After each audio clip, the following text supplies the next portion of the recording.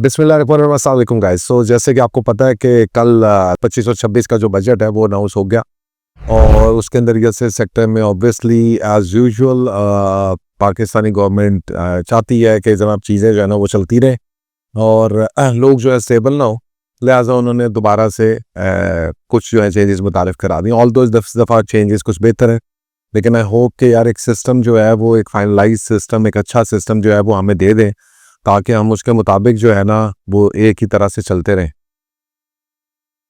अच्छा, अब इस सिस्टम के अंदर थोड़ा सा आपको बता देते हैं कि जी के बेसिकली 2-3 तो बहुत अच्छी चीज़ें हैं।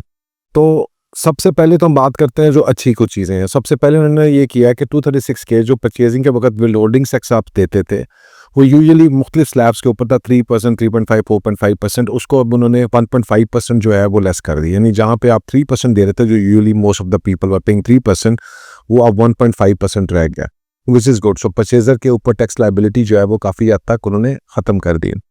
अगेन दूसरी जो चीज़ है कि उन्होंने की है वो ये किया है कि स्टैम्प ड्यूटी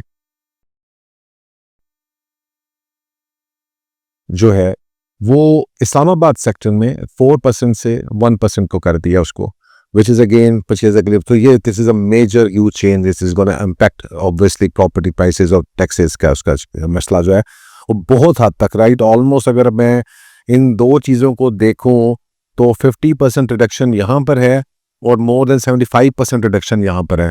तो 75% रिडक्शन हो गई है स्टैम्प ड्यूटी के अंदर और 50% रिडक्शन हो गई 236 के अंदर। जो स्टैम्प ड्यूटी है वो अभी प्रोविंशियल गवर्नमेंट्स ने जी इंप्लीमेंट करना है इसको एंड होपफुली वो इंप्लीमेंट करेंगी। तो ये 75% reduction in stamp duty, this is awesome and obviously going to help out real estate in the coming days. एक और जो इम्पोर्टेंट चीज़ है जो इसके अंदर उन्होंने की है कि वो जो एक पिछले एक बजट के अंदर एक पजल बना दिया गया था, फाइलर नॉन फाइलर और ये वाला, वो मैंने भी उसके ऊपर वीडियो की थी।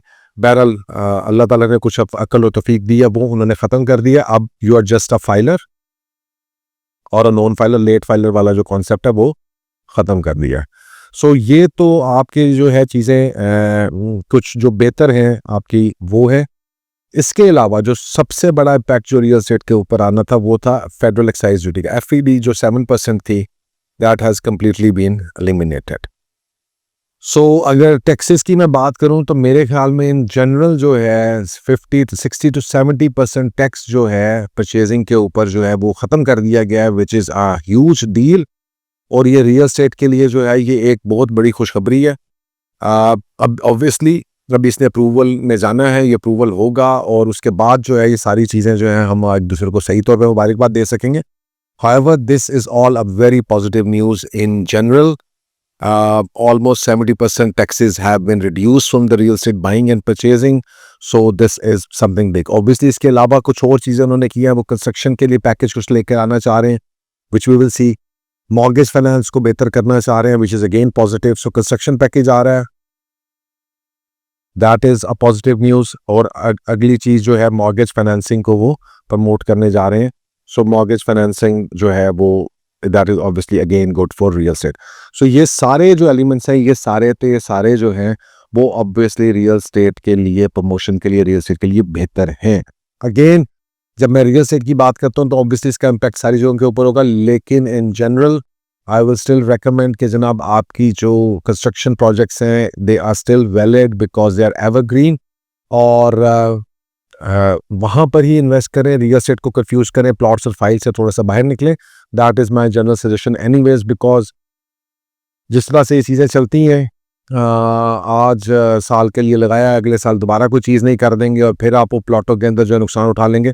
सो you just have to be very careful, remain yourself and keep yourself in rental producing property. So that is most advisable. Obviously इन सारी चीज़ों के अलावा एक ओवरऑल जो इकोनॉमिक हमारी सेटअप है उसके अंदर बैंक रेट्स नीचे आ गए, इंटरेस्ट रेट नीचे आ गया, तो वो भी रियल एस्टेट को प्रमोट करता है, इन्वेस्टमेंट्स को सपोर्ट करता है।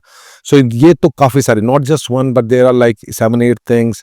236 के, stamp duty, filer non filer की कैटेगरी, लेट फाइलर की कैटेगरी ख़त्म कर दी गई, FED ख़त्म कर दिया गया, कंस्ट्रक्शन पैकेज, मॉर्गेज फाइनेंस और bank rate interest. So real estate is going to enter in its new cycle if this is all is approved, and you will see a new spark in real estate sector obviously in the coming days. And a smart investor will generally take a step right now and start investing in some nice places. कुछ चीज़ें हैं जो बात नहीं हुई या जिनके ऊपर जो है वो मतलब है कि जनाब हम एक्सपेक्ट कर रहे थे कि ये चीज़ें ख़त्म होनी चाहिए, लेकिन वो नहीं हुई है। That is 7E। अब जो 7E है that is directly basically non productive assets के ऊपर टैक्स है।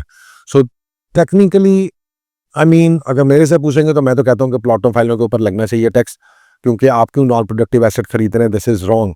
हाउएवर अगर आप सो राइट और रॉन्ग, ये that is a separate question कि ये सही है गलत है। मेरी नज़र में 7E ठीक है। प्लॉट्स और फाइल्स आपको डिस्करेज करता है, एक्चुअल प्रॉपर्टी के ऊपर, एक्चुअल रियल एस्टेट के ऊपर आपको इन्वेस्टमेंट करने का कहता है। हाउएवर इसका इम्प्लीमेंटेशन ऑब्वियसली अगर इसको मैं एक न्यूट्रल एनालिसिस से देखूं तो इसका मतलब ये है कि प्लॉट्स और files will remain under pressure besides के जनाब उनके ऊपर से इतनी हैवी ड्यूटीज जो है ना वो ख़त्म हो गई हैं। और ये टेक्निकली अब 7E क्या करेगा, 7E टेक्निकली सिर्फ उस बंदे को केटर फॉर करेगा जो बहुत ज़्यादा इन्वेस्टमेंट करता है। तो गवर्नमेंट ने I think they have done a wonderful job अगर उसको इस एंगल से देखें कि एक नॉर्मल प्लॉट या घर खरीदने वाले बंदे के लिए को अब इनकरेज कर रहा है, लेकिन एक प्रॉपर्टी होल्डर को जो प्लॉट और फाइलें खरीद के उनको कहीं पे इस्तेमाल नहीं कर रहा, गैम्बल कर रहा है, उसको ये डिस्करेज कर रहा है। So this is balance, finally it is making some sense, right? So अगर आप समझते हैं कि रियल एस्टेट में क्या होना है आगे चल के, तो you have to read between the lines. और मेरा अपना ये है कि 7E को अबॉलिश ना करके उन्होंने, क्योंकि 7E एक सर्टेन फिगर्स के ऊपर है, राइट? 10 करोड़ रुपए, 2.5 करोड़ रुपए की तक की प्रॉपर्टी आपकी सस्टन है, आपके घर का प्लॉट सस्टन है, आपकी अपनी प्रॉपर्टी सस्टन है, उसके ऊपर वाली जो प्रॉपर्टी है उसके ऊपर 7E है।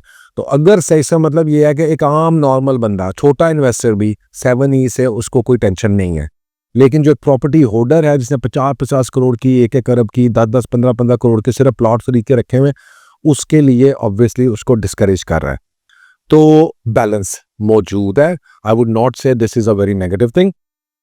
कैपिटल गेन टैक्स को सिमिलर 15% फिक्स रखा गया है, which is like okay in general terms.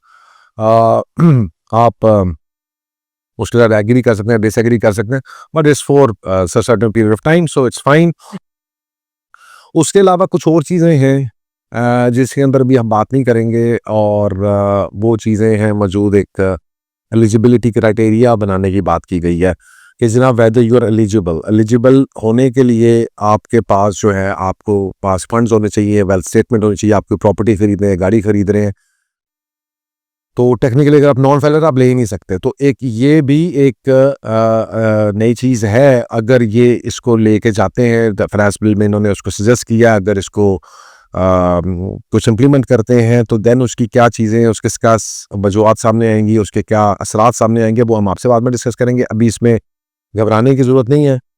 और अगर आपको शक है या डाउट है तो स्ट्रेट अवे आपको पहले बात बताइए है कि यू डोंट गो फॉर, ये ढूंढने की कोशिश ना करें कि इसके अंदर क्या है। Just go for the construction projects, rental properties, you are safe from everything। आपको ये सारी और उसमें ऑब्वियसली कंस्ट्रक्शन प्रॉपर्टीज को भी इन सारी चीज़ों का फ़ायदा होगा कि जो सारे टैक्सेस जो है वो इतने सारे 70% रिड्यूस हो गए। So guys get ready for right real estate 2025-26 में इस बजट के, और obviously we will wait for the approvals and provincial budgets as well, के प्रोविंशियल बजट्स में स्टैम्प ड्यूटीज वगैरह के ऊपर क्या अमल दरामद होता है।